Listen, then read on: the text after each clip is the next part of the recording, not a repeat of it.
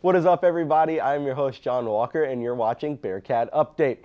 What a week it's been here for Northwest sports. Football kicked off its first home game with a big win over Washburn, that game ending 38-17, and we were there to catch the highlights.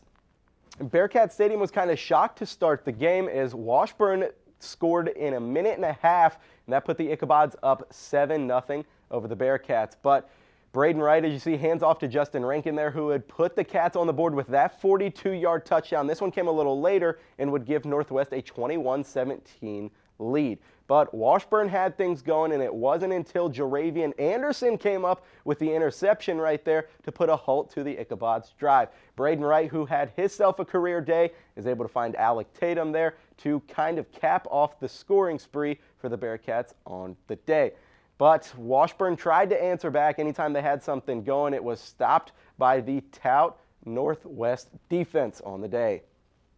The football team will be back in action on Saturday against Missouri Southern. The guys look to put another W on the board, but first, our reporter Dillon Johnson sat down with Director of Equipment Ops Tucker Peavy to see what goes on behind the scenes of Bearcat game days. Dillon? Routines are common ground in the world of sports. Student athletes have to balance schoolwork, practice schedules, and extracurricular activities.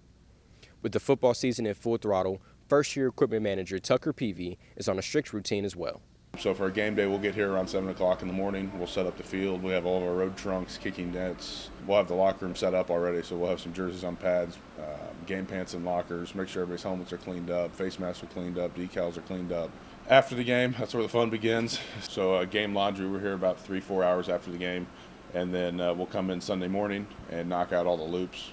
And then it's all back being guns up for Monday. Now we're in the routine now. Peavy has also worked at the professional level, interning with the Baltimore Ravens in 2014 and another local team in Kansas City. And then ever since, I've been with the Kansas City Chiefs in a part-time capacity with them and balancing both here in the Northwest and down in Kansas City with them. It's the best of both worlds. But there's nothing like the family atmosphere at Northwest Missouri State.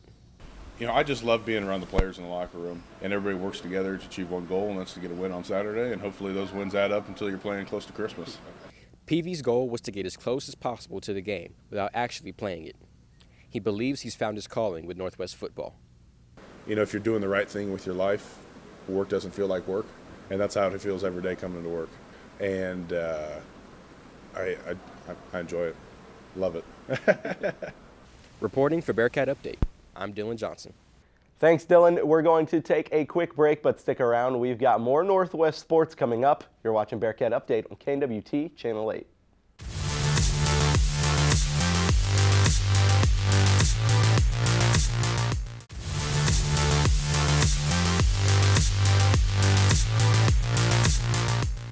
Up next on Walk the Line, Jenny James was able to interview sophomore linebacker Sam Phillips. Jenny?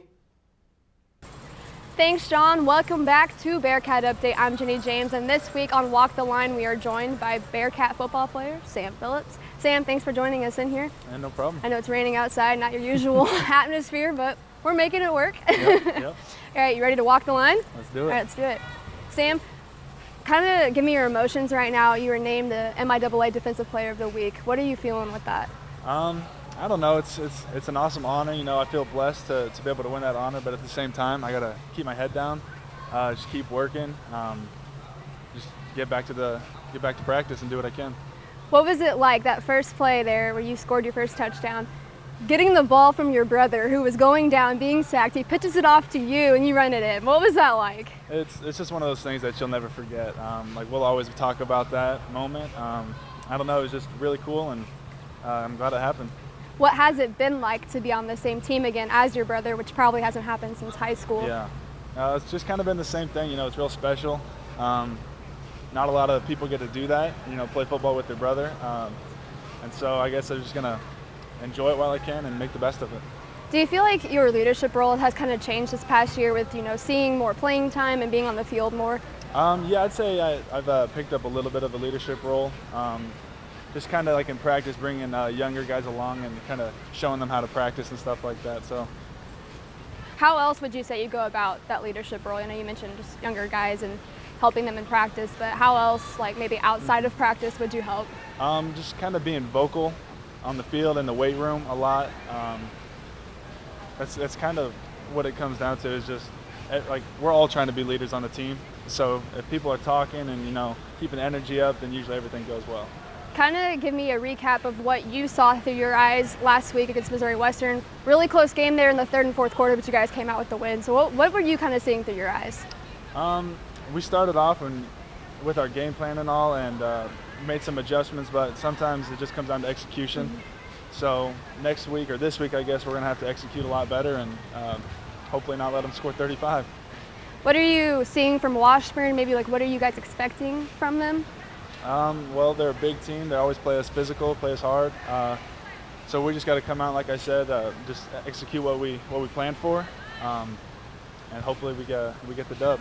Is it hard to kind of keep yourself focused on, who's coming up this week versus looking ahead at the MIAA of Fort Hays going down last week? Is it hard to kind of just stay that tunnel vision? Not really. Coach likes to take it 1 week at a time. So every week we're trying to go 1-0. And if we can do that, hopefully we can make it to where we want to go. Well, that's all the time we have for this week on Walk the Line. Sam, thank you so much for joining us. We wish you the best of luck Saturday against Washburn. Appreciate it.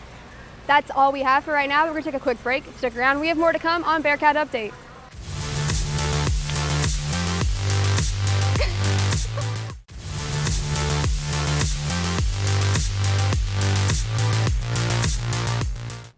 Welcome back to Bearcat Update. The women's volleyball team competed in the Drury tournament this past weekend. The Cats played 4 teams to improve their record to 7-1 on the year. The team competed on Friday, taking down the number 7 team Northern State in 4 sets and then Colorado Mesa in 3. On Saturday, the women fought hard against Drury, but unfortunately fell to the Panthers 2-3. But they were able to finish off their weekend with a win against Truman State after a hard-fought match, that one ending in 3-2. The volleyball team will be back in action on Wednesday with their home opener against Missouri Western. The men and women's cross-country teams were able to take the week off in order to prepare for this upcoming weekend's meet, the Missouri Southern Stampede. Our reporter Sydney Garner was able to sit down with Coach Nick Gibson and senior Kareem Achengli. Sydney?